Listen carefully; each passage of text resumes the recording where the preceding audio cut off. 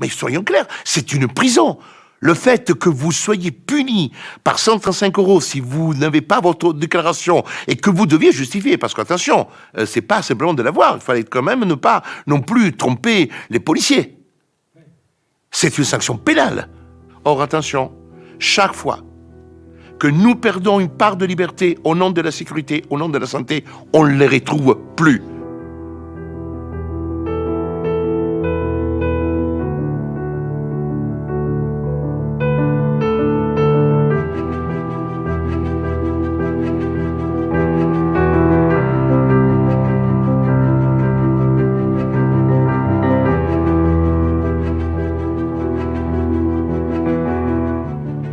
Il y a un phénomène qui est celui-là très inquiétant, c'est que ce pouvoir a pris l'habitude de fonctionner à l'aide de l'arbitraire. C'est quand même fantastique. On dit aux gens, il va y avoir une pandémie, elle est dangereuse, donc ceux qui doivent aller au boulot, ils vont y aller, les autres, on va vous enfermer chez vous, c'est-à-dire qu'on va vous mettre en prison. Hein. Moi, j'ai connu la prison professionnellement, bien sûr. Hein. C'était bien ça. Et on a distribué 1 million d'amendes pour violation du confinement. Il y en a eu 9000 en Grande-Bretagne. Le confinement à l'aveugle aura bien compensé les radars en manque de voitures. Ce qui m'ennuie, c'est que je ne voudrais pas que la population de ce pays s'habitue à cet arbitraire. Ça, je pense qu'il y a un réel danger. Quand le dispositif pénal se met à violer les principes fondamentaux, et pour une amende de violation du confinement ou de violation du port du masque, c'est une sanction pénale qui doit obéir au même principe. Alors, on s'habitue à ça, demain on s'habituera à autre chose, on vous interdit d'aller et venir, etc., qui sont des mesures extrêmement attentatoires aux libertés. Ce sont des limitations des libertés. Les libertés publiques fondamentales, elles sont dans la Déclaration des droits de l'homme et dans notre Constitution. Je vous avoue que là, nous sommes passés dans un état de non-droit évident. Il n'y a qu'un seul article qui gère ce genre de situation, c'est l'article qui déclare l'état d'urgence, qui est l'article 16 de la Constitution. Donc, au moment où cette pandémie, enfin épidémie ou pandémie, comme vous l'appelez, c'est déclaré, les pouvoirs publics se sont bien gardés de faire appel à l'article 16 de la Constitution, qui est encadré et qui ne permet pas au pouvoir exécutif de faire n'importe quoi, et surtout pas sur une très longue durée. En fait, nous vivons dans des sociétés qui sont politiquement organisées autour de la corruption. Donc le principe de la corruption est un principe générateur, est une force motrice de nos sociétés politiques. Un virus hyper puissant donc, jusqu'à transformer nos démocraties.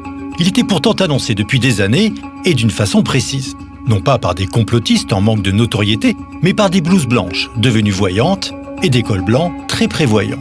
En 2009, ce livre préfacé par le journaliste-écrivain Alexandre Adler rapporte des archives secrètes de la CIA. Et pour savoir ce qu'on allait vivre, 11 ans plus tard, en 2020, il suffisait de lire la page 250. Le déclenchement possible d'une pandémie mondiale, ce sera sans doute en Chine, un virus de type H5N1, augmentant les chances de mutation d'une souche susceptible de provoquer une pandémie. La maladie tarderait à être identifiée. Il faudrait des semaines pour que les laboratoires fournissent les résultats définitifs confirmant l'existence d'une maladie risquant de muter en pandémie. En dépit des restrictions, des voyageurs présentant peu ou pas de symptômes pourraient transporter le virus sur les autres continents. L'absence d'un vaccin efficace ou d'immunité dans le reste du monde exposerait les populations à la contagion. Les pertes économiques à l'échelle mondiale entraîneraient l'infection d'un tiers de la population du globe et la mort de centaines de millions d'êtres humains. Un an plus tard, en 2010, ce sont encore les États-Unis qui nous annoncent le pire grâce à ce milliardaire dont le nom Rockefeller est mondialement connu et qui laisse derrière lui une fondation devenue entre autres spécialiste dans l'écriture de scénarios apocalyptiques. On y parle de verrouillage, de piratage, de brouillage, d'intelligence en commun, mais surtout de virus. Infectant près de 20% de la population mondiale et en tuant 8 millions en seulement 7 mois, la majorité d'entre eux étant de jeunes adultes en bonne santé. L'imposition rapide par le gouvernement chinois d'une quarantaine obligatoire et la fermeture quasi hermétique de toutes les frontières ont sauvé des millions de vies. Aux États-Unis, on sait combiner le monde des affaires avec celui de la philanthropie. Bienvenue chez Bill Gates, ou comment un homme d'affaires qui n'est ni médecin ni scientifique se retrouve à vouloir vacciner la Terre entière. D'où vient cette assurance de savoir que l'humanité depuis peu est en grand danger à cause de virus qui ont toujours existé? L'une des clés de l'économie passerait-elle aussi par le virus? Vous pouvez éviter de contracter beaucoup de maladies grâce au vaccin. Comment cet homme peut-il nous prévenir dès 2015 que le plus grand danger que court l'humanité, ce n'est pas une guerre nucléaire, mais juste un virus? Nous pourrions faire face à un agent pathogène beaucoup plus difficile à maîtriser. Une forme de grippe, de SRAS ou un type de virus jusqu'à présent inconnu au bataillon.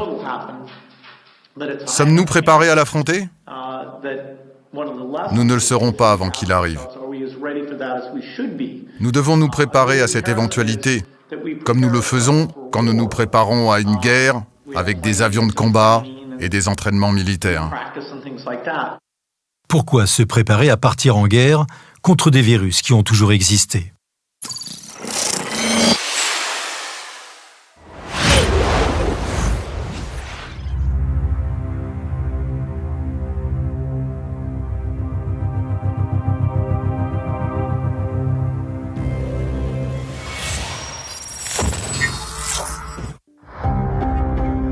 Bill Gates est un altruiste. Sans attendre l'épidémie, il est déjà à l'ouvrage. Aujourd'hui, le milliardaire se retrouve face à un autre géant, l'avocat Bob Kennedy, qui a lui plus d'une centaine de milliers de dossiers d'enfants handicapés à la suite de vaccinations qui ont mal tourné. Des milliards de doses sont nécessaires et doivent être fournies aux régions les plus désœuvrées, les plus défavorisées, et sur lesquelles les retombées économiques sont donc très violentes. Voilà le plus gros défi face auquel le système sanitaire mondial se trouve confronté.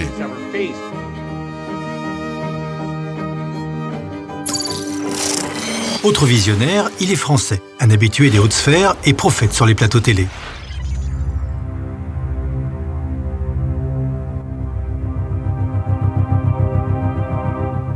Qui est cet homme qui avait déjà annoncé sans sourciller en 2014 qu'Emmanuel Macron serait président? Je crois qu'Emmanuel Macron a tout à fait le talent pour être un président fiable un jour. J'irai même plus loin.